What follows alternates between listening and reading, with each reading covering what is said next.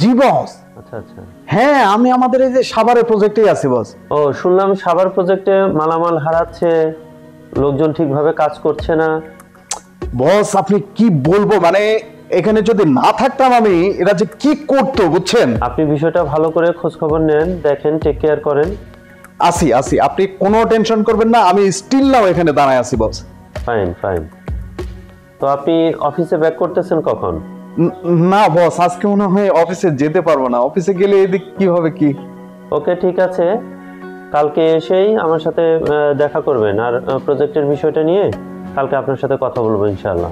জি জি বস, জি কালকে সকালে চলে আসবো। ঠিক আছে, টেক জি বস, জি আপনি কোনো টেনশন করবেন না বস। ওকে, ঠিক আছে। আচ্ছা আচ্ছা, ঠিক আছে। জি থ্যাংক ইউ। আল্লাহ হাফেজ। জি জি বস।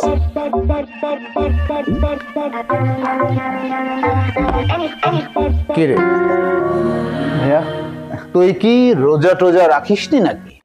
জি ভাইয়া, রোজা আছি তো। আমি দেখতে পাচ্ছি দিব্যি তুই তোর ঘরে বসে আছিস, অথচ ফোনে বলছিস তুই সাভারে আছিস, তোর বসকে বলছিস। ভাইয়া, এটা তো প্রযুক্তির ব্যবহার, এই প্রযুক্তির একটু সুবিধা নেব না। এটা কত বড় মিথ্যা হয়ে গেল। এটাই কি প্রযুক্তির ব্যবহার? শোন শোন, এমনিতেই মিথ্যা কথা বলা কবিরা গুনাহ, তার উপর রোজার দিন, তুইও রোজা রেখেছিস বলছিস। এ বিষয়ে আমাদের রাসূল কি বলেছেন জানিস? তিনি বলেছেন, যে ব্যক্তি রোজা রাখলো কিন্তু মিথ্যা কথা, অশ্লীলতা, বেহায়াপনা পরিত্যাগ করলো না, তার পানাহার বর্জনের কোনো দরকার আল্লাহর কাছে নাই। সোজা কথা।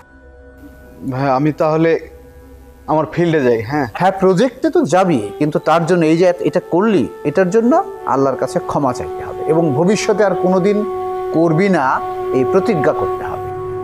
জি ঠিক আছে।